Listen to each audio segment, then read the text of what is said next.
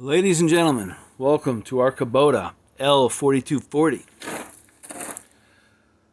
This would be our workhorse in the fleet. An LA 854 loader on our utility midsize tractor. Again, our workhorse. I've had her for probably 6 years at this point. A lot of people been on board, a lot of people trained how to get some work done here at Keefe Tech and hopefully translate that off into the field. There's our ROPS, rollover protective system, pins in place, pins in place. Okay, what I'm going to do is just do a quick reminder. One of the first things you're going to do when you get on board is you're going to complete a circle check. Which means essentially you're going to start at one point on the tractor, look at your tires, maybe give them a kick, but your eyes are going to do most of the work here. Checking out, making sure you got good clearance from the rim to the ground. If it's real close and squat, well, you know you got a problem. It's a tire that's flat or flattening. Boom, boom, looking at both of them. I'm also looking underneath the tractor as I circle, checking for any signs of leakage. Okay, signs of leakage would be a bad thing. I'm also looking on the tractor, in and around, making sure there's no new, fresh, and unusual signs of leakage. Okay, we've got our 3-point hitch back here, called the 3-point hitch because there's 3 points of attaching. 1, 2, and 3. That's how you would attach an implement to the rear of the tractor. Okay. I'm also looking at my guards. Are my guards in place? Okay, this is our PTO. It's our power takeoff. And this is used to power a piece of equipment that's attached to the 3-point hitch. 1, 2, and 3. Okay, the PTO rotates at rapid speeds, relentlessly, and it gets whatever moving. It produces the power. Okay, so what we need to do is make sure the guard is in place, and before you operate, guard in place is what you're looking for. And for most of our purposes, we're not going to be using the PTO unless we hook up to a mower or other engine-powered implements. And as that happens, we'll move into that. It's a whole nother lesson on hooking up to the PTO, making sure it's operated safely. Okay, but right now I'm just in the rear, making sure there's a guard there because sometimes it can accidentally be turned on and should be guarded. And I'm looking for pins. Pins on my points of connection. Pins in place. Pins in place. Okay. Nothing appears to be freewheeling here. We don't want things loose and potentially coming undone and causing havoc while people are on board. Again, we're dealing with a multi-thousand-dollar, probably $25,000 piece of equipment with a lot of power and consequently a lot of potential danger. Okay, working our way around, looking at the hoses for the hydraulic fluid, which these here would be the ones operating the bucket and loader. Working my way all the way around, making sure it all looks on the level. But yeah, she's a beauty. Kubota, she's fading a little bit, but those are signs of wisdom, signs of experience. Okay, so I'm content with what I've seen going around the machine. The other piece, again, we'll be checking the fluids, but we're gonna put that video into a whole nother lesson on the checking of the fluids. But I just looked underneath it and I'm feeling good because there are no signs of any leakage on the machine or under the machine. Excuse me, getting on board. I'm also going to be getting on board where my step is. This tractor's a little higher than our smaller model. So I'm going to use that step. And I'm also going to use the handle because I have to get up. I got to get some elevation. And I'm also going to make sure I get up on this side, the left side, where the step is, and there are less levers and controls for me to bump and potentially damage or cause a situation. So left side up, and grab myself a seat, get myself comfortable, and yes, one of the first things I'm going to do is adjust my seat. So on this machine, our lever, as I fumble for it, is under my right leg, and I can slide all the way up or all the way back.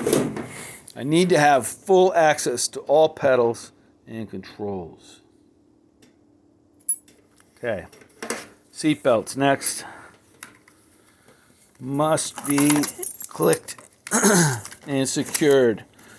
So the way you do that is you pull on it, make sure you have the proper connection. It's not going to come undone. Make sure you're buckled right in there nicely. So yeah, secure. Okay, orientate yourself. Always make sure there's nobody within 10 to 20 feet. You want them out of the way. Again, this is a large piece of equipment. So what do I have? I've got brake here. The brake is in the middle, okay? And the brake actually has a lever on it that connects two separate pedals. And that lever needs to be connected for a majority of circumstances. Okay, so this way when you press one pedal, you're getting the other pedal down as well. In other words, the right tire is braking when the left one is braking. They're braking simultaneous. And there's a whole nother lesson on why you would not want that, why you would actually remove it. It has to do with getting yourself out of a bind. Now on the left here, you've got your clutch. This tractor is a hydrostat, so hydrostatic tractor, which means you don't need a clutch to go from gear to gear. This clutch essentially is just going to be used to allow you to start the machine. So you'll take your left foot, push it all the way down. If you're not close enough, you can't push it all the way down. You won't make the connection to allow you to turn the key and start the engine. My brake by the right foot. Also by the right foot, further right, by my right foot, is our accelerating pedal. It's one pedal with an arrow. The arrow up or forward is where you'd put your foot to get forward momentum. The arrow down or backward is going to get you in the reverse direction. Very, very simple. Up here to the right with the orange covering on the lever, we have again the tortoise and the hare.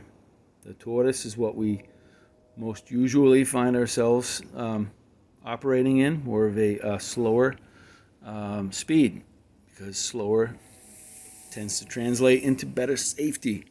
All right, tachometer. I want you guys to remember the number 2. If your revolutions per minute are cranking up over the 2, that means 2,000 revolutions per minute. You get up and over that, you're working your engine. And for most of our purposes around here, I want that orange needle to the left of the 2. At my knee, I have my lever, which will operate the loader. Okay? And to the best of my recollection, to what I can remember, is if I pull it towards me, it's going to go up. I push it down and away or forward, like so.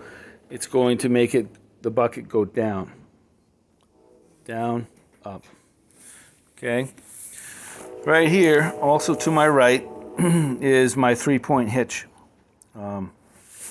adjustment. It allows me to get the ballast box or whatever piece of equipment I have or implement I have attached to the tractor, get it up or get it down. If I'm stopped and done, I'm gonna put whatever I have in the down position, which means when I start the machine up, I need to raise it, okay? But right now, I'm gonna lower it because it was left in the up position. Same with your bucket, folks. When you're done with the machine, you're getting off, I want you to put your bucket down because the bucket in the raised position and with a tractor that's not being operated is actually a hazard. All someone has to do is push this lever and the bucket can still go down if it's not locked. And in another video I'll show you the locking mechanism. It's just a quick intro here to our machine. Okay, so when you were done, you would put both down, bucket and ballast box or implement. Okay, so I'm going to start this up, and I'm just going to let you hear the roar of the engine and just feel some of the action. All right, so hang tight, key, and do I have the right key? It's always a big question, very important question. Not having the right key on you could lose you time, and if you're losing time, you could be losing some money. All right, so foot all the way down on the left. Key in the ignition. On this machine, the pointed piece, well, obviously the business end of it here goes in the ignition, but here, this pointed piece goes down and into the hole. Boom. And it's very important my feet are not on the accelerator, the far pedal here, forward or reverse. Okay, that's very important.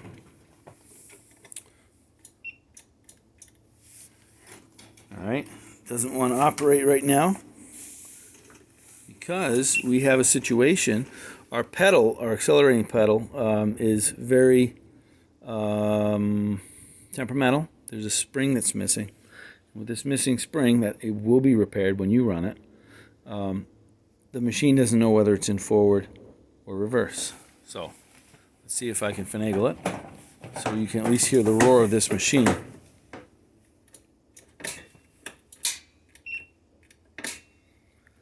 Oh, that's not a beautiful sound.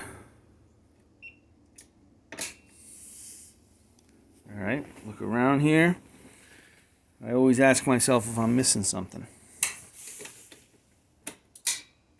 which is always a possibility. I might be missing a simple thing at this point. The fact that I don't have jumper cables with me. I've got a dump truck parked in front of me, which key is missing in action because our keymaster has retired, compliments of COVID. So we have a key missing in action, need a new keymaster, and that leaves me in a bind as far as being able to operate this tractor, which is going to need a jump start. So the jump start would definitely be a whole nother lesson, a whole nother absolutely awesome video, because I'm sure you guys can't get enough of these, but yes, they are loaded with good information and a narration that's just second to none. Yeah, so I'm going to move on because I've got some issues. I've got tractor with a dead battery. Over and out. Going nowhere.